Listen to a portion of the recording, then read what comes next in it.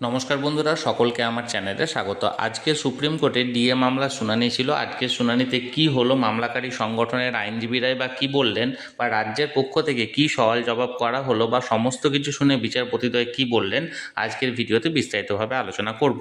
ভিডিওটি অবশ্যই প্রথম থেকে শেষ পর্যন্ত দেখবেন এবং ভালো লেগে থাকলে অবশ্যই একটি লাইক করবেন এবং সকলের সঙ্গে শেয়ার করবেন।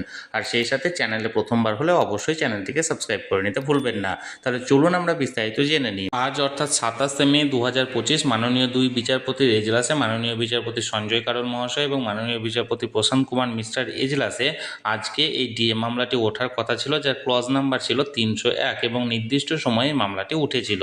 এবার মামলা নিয়ে কি অগ্রগতি হলো চলুন জেনে নেওয়া যাক। এই মামলা শুনানির ঠিক আগে অন্যতম মামলাকারী সংগঠন সরকারি কর্মচারী পরিষদের অ্যাডভোকেট অন রেকর্ড মিস্টার উদ্যম মুখার্জির তরফ থেকে একটি অ্যাডজর্নমেন্ট প্রেয়ার করা হয়েছিল এবং সেখানে বলা হয়েছিল যেহেতু এই মামলাটির 5ই ফেব্রুয়ারি সুপ্রিম কোর্টের তরফ থেকে যে রায় প্রদান করা হয়েছে, অর্থাৎ সমস্ত সরকারি কর্মচারীদেরকে বকেয়া দিয়ে এরিয়ার মিটিয়ে দিতে হবে, এবং এই রায়ের পরিপ্রেক্ষিতে এর 3 দিন পর অর্থাৎ আগামী 30শে মে মাননীয় মুখ্যমন্ত্রী নবান্নে সমস্ত ডিএ মামলাকারী সংগঠনের প্রতিনিধিদের সঙ্গে একটি বৈঠক করবেন এবং এই বৈঠকে এই বিষয়ে আলোচনা করা হবে।